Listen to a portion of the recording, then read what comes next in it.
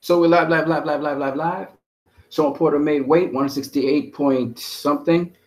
Good 148. Sorry. 146.8. I think he made in weight. So that's good for Shawn Porter. I'm so happy for him that he made the weight. Some people are worried that he'll be too tired. He won't be too tired. He got all the way until tomorrow afternoon to get ready, rest up, hydrate, all that stuff. So he'll be fine. Leave your comments in the chat section. We can chat about it. Leave your comments in the chat section if you want to join the group. You know what I'm saying? Let's go. Go Films. What's up, my dude? Jackson the Hopeful. What's up? Shout out to you guys. Invite some other people to come into this chat right now. So Shawn Porter, he makes weight. Shane Mosley, he's gonna. I could tell you a little take on Garcia versus Spence. He likens Garcia versus Spence to himself versus Winky Wright. Winky Wright. So that's a very interesting analogy. We're going to talk a little bit more about that. Ugas looks really ripped, man. Ugas looks really ripped. So, guys, you know what it is. You know what it is. Let me just show you guys my face a little bit. Put this down a little bit there. There you go. Show you guys my face. As you know, I'm what you need. You know what's up, guys? What's up? What's up? You know, shout out to each and every one of you guys. I'm going to do a video on movies very soon. Don't worry, guys. I did see, what was the name of that movie? Was a sci-fi movie. I forgot what the name of it is. I saw the movie Alita. So we'll do a review of Alita on my next channel, guys. Been kind of chilling out for the last couple of days, trying to get myself together after my mother's death. So been kind of taking it easy, just talking mostly boxing. Yeah. So as we see in boxing, man, let me close this down for a minute. As we see in boxing, man,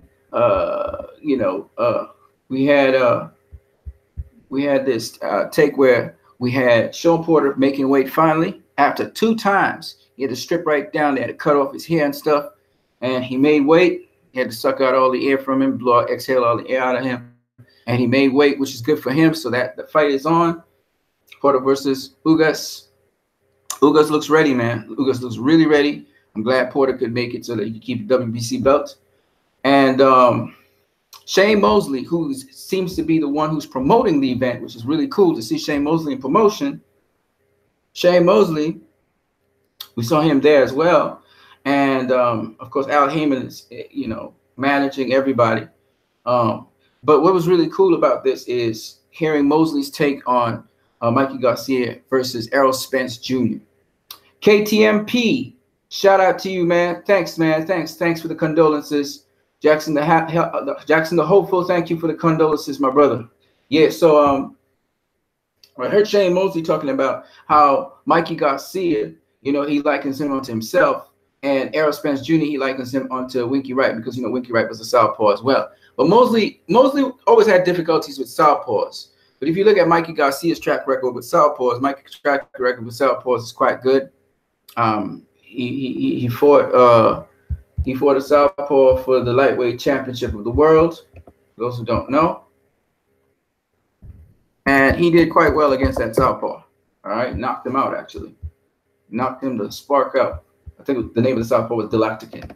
And he was a much avoided fighter, if I'm not mistaken. You guys can correct me if not. I was down in Moreno Valley back in 2009.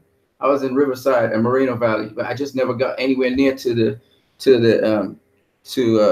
Garcias because at the time they were in Oxnard, but it is what it is. Yeah. So Dejan Zlatikin, if I'm not mistaken, he was a southpaw, a lightweight southpaw, devastating and much avoided. Since Mikey Garcia beat him, Roberto Ramirez, he actually stopped him as well, but he was a much avoided southpaw. It seems though.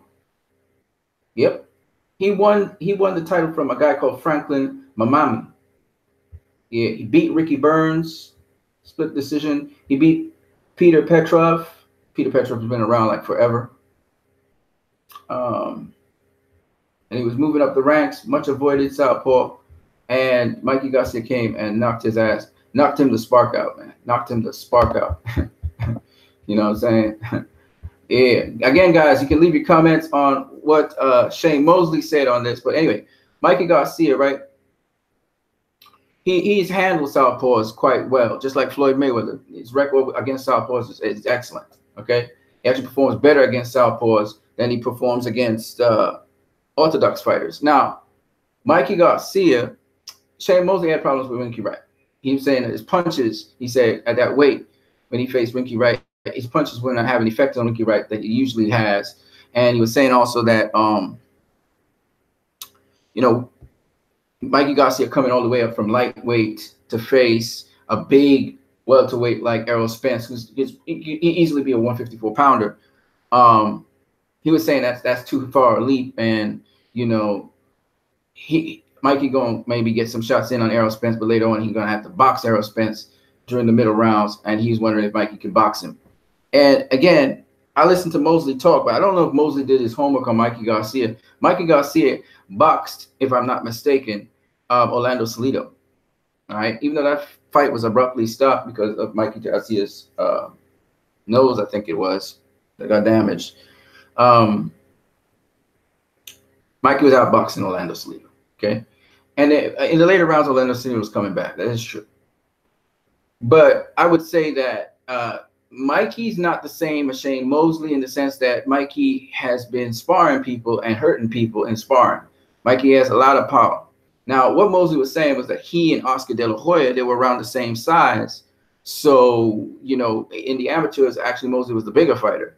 And so Mosley really, his walk-around weight was like 160 something. So when he faced Oscar, he was basically, you know, fighting Oscar at mostly the same weight class. But he's saying Mikey will have like a great weight disadvantage against Errol Spence. I don't know if I totally agree with that because it's the IBF title. And if you're coming in, you have a same-day weigh-in in which you can't be more than 10 pounds over the weight limit, which means with the IBF ruling, Errol Spence has to come in at least at 152 the morning of the fight. By fight time, he can be whatever weight he needs to be.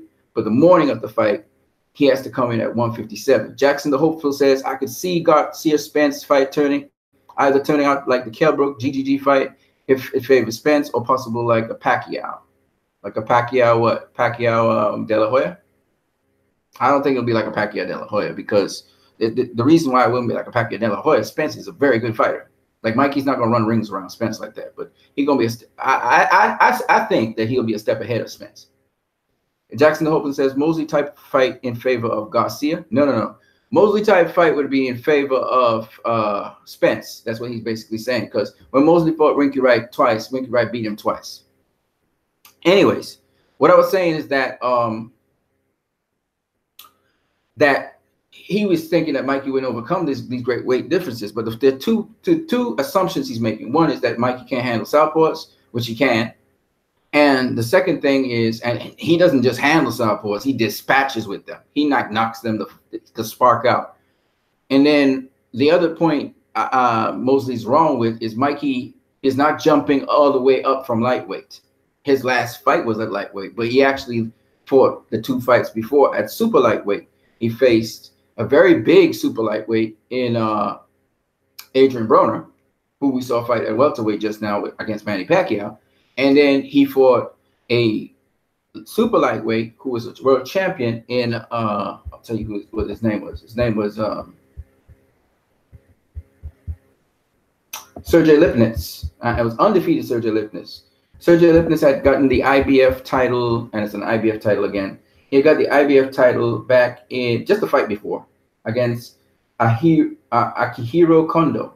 Okay, so one fight before he won the title against Akihiro Kondo, who it was a vacant title. Mikey Garcia after that beat him. And then he faced Eric Bonet. Remember Eric Bonet that faced Shawn Porter? He faced him and beat Eric Bonet. That is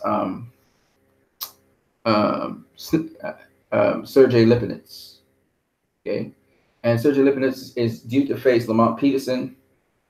So that's kind of cool. So that's how Lipnitz been doing it. He's only got one loss on his record now. Anyways, back to what I was saying. So Mikey Garcia facing Errol Spence Jr. He's just coming up one extra weight class from what he was. And from what Robert Garcia said and Mikey Garcia said, he's somewhere between, Mikey Garcia walks around somewhere around between 152 and 158 pounds.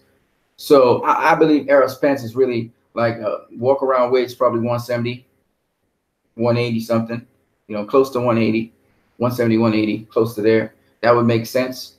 Even though Errol Spence is shorter than me, he's like 5'9", 5'7". Errol Spence is shorter than I am. I'm almost 6 feet. I'm at 5'11", 6 feet. All right. And my walk around weight is 168. I'm 168. That's my walk around weight. Actually, I think I was 162, 163, but right now I filled out a bit. If I go on the scale, let me go on the scale and I'll tell you guys. All right. I'll tell you guys in a minute what my walk around weight is, but I'm relatively solid. I'm relatively solid. If I got a lot of liquids in me, I got liquid weight on me. Jackson the Hopeful says, I was talking about Pac Mosley like fight. I messed up on the typing. That's all right. Yeah. Pac Mosley. Yeah. Nah, it won't be that either. Mikey's not going to handle Errol Spence like that. But he might drop him. It depends. He might drop him early. That is possible. Mikey's got that kind of power. And there's certain things Spence do that make him easy to hit. But I think Spence is pretty solid. It depends. It depends on what kind of shot Mikey hits Spence with. You see, that's what I was saying. I was saying certain things before, but I'm not going to say about it. I'm not going to talk about it too much. But Errol Spence got to be careful. That's all I'm going to say. Because Mikey has some heat in his hands. Jackson the Hopeful says, OFC in favor of Garcia. Yeah, so I can't really say, like I said before, this is a 50-50 fight, in my opinion. I give either guy equal chance to win the fight. I think Errol Spence probably is beginning to come to the conclusion that this is a 50-50 fight. It's going to be the toughest fight so far in his career, I do believe. Jackson Hopeful says, good Lord, my typing sucks. I'm bad at this new keyboard. Don't worry about it, man. It's all good. We make mistakes. That's all right. You'll be surprised how much mistakes I made today. So I think that Shane Mosley, this is just my opinion. I would like to hear you guys' opinion in the comment section. But in my opinion, Shane Mosley, I think, is a bit, you know, he's assuming a lot of things. Mikey Garcia is big. He's a big dude. 150. He's around 157, 158. So basically, he gonna easily be able to you know, maintain the rules of the IBF to fight the fight.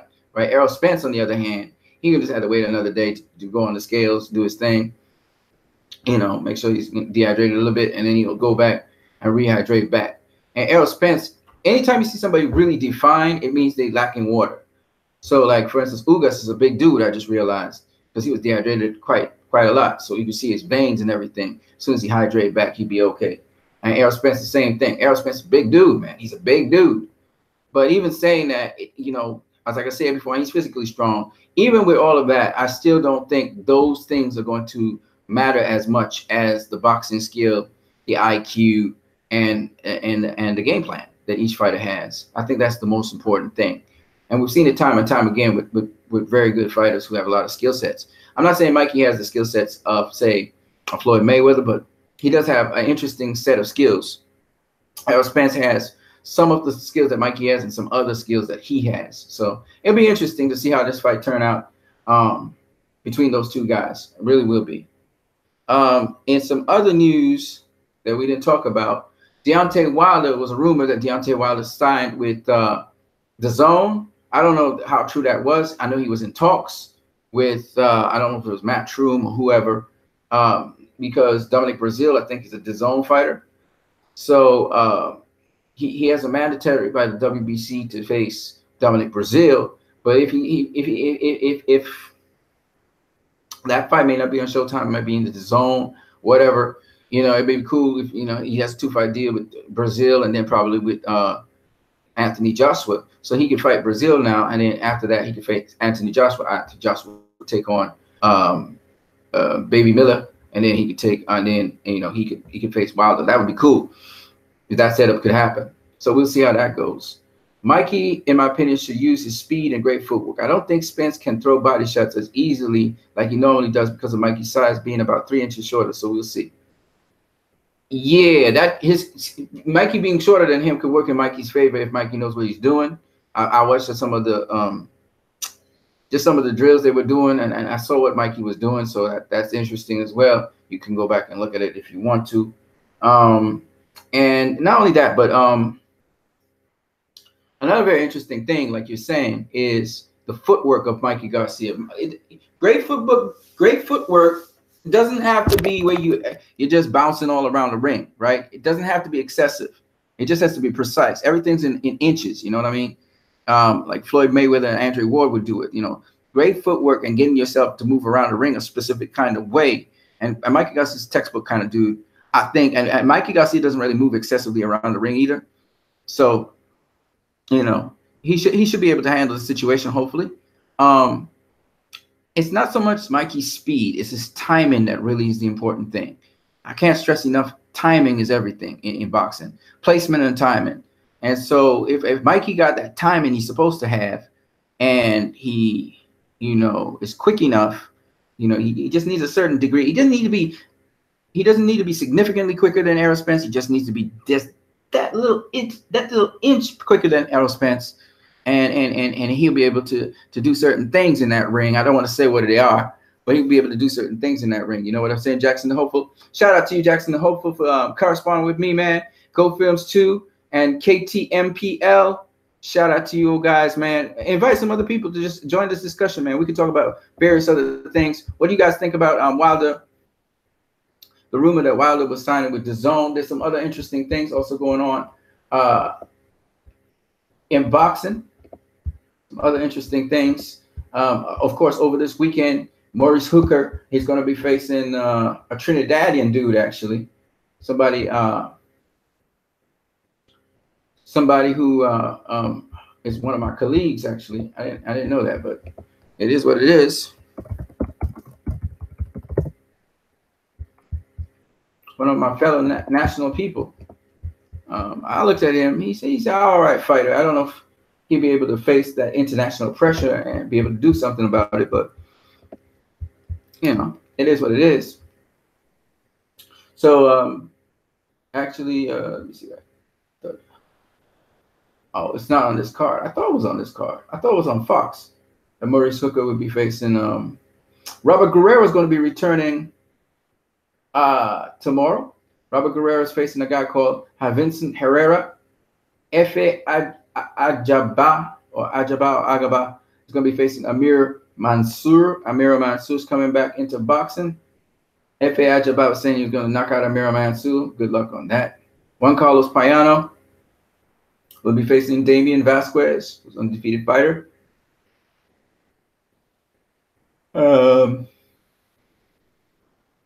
Jesus Marcelo Andres Cuela, he's going to be facing Carlos Padilla. All of this is on the same card. Shout out to those guys. They get a second shot at stuff.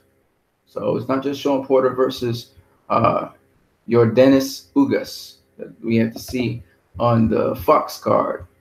But we'll also be Maurice Hooker should be facing Mikel Lespierre. So that's that card there. And that'll actually be done by Matchroom. So that's somewhere. Where is this going to be? It's actually going to be in Panama. No. Where is this taking place? Yep. Yep. No. It's going to be in New York. It's going to be in New York in Turning Stone Resort and Casino, Verona, New York. It's going to be New York. Dimitri Bivol versus Joe Smith Jr. I watched that weigh-in as well. Bivol looks ready. Joe Smith Jr. always looks in shape. But I predicted that Bivol will stop Joe Smith Jr. I think it's still going to happen. And then on that same card, Maurice Hooker, 2 championship fights, will be facing Mikel Lespierre. Mikel Lespierre, he hasn't really faced the level of competition Maurice Hooker has, but we'll see. We'll see if he's ready. See if he's ready. Yeah. So that should be an interesting set of boxing right there. So I just was interested in seeing what you guys would say. All right, so that was just the news. Those are the updates in the news. You guys can share this video with other people. I already gave you my predictions for the fights, and looking forward to seeing more of what's going on in the news in boxing. But Joe Smith Jr., Dimitri Bivol, they're gonna square off tomorrow as well. So we'll see if Bivol can do his thing. And Angel Heredia, he was actually speaking on the conditioning of Yordenis Ugas. So he's responsible for the conditioning of Yordenis Ugas. So that's why Yordenis Ugas looks so ripped, man. He really look ripped, man. Shawn Porter gonna be trying to work that body, so Ugas need to be in shape. Apparently, Rolando Raleigh Romero from TMT or Mayweather Promotions, he's gonna be fighting tomorrow as well. So I didn't see that card anywhere, but yep, that's what's up. Oh, also Triple G, he signed with the Zone. He signed 6 fights with the Zone. So Gennady Golovkin's going across to the Zone. That means he's going to be facing, I'm assuming, other the Zone fighters like maybe Dimitri. What's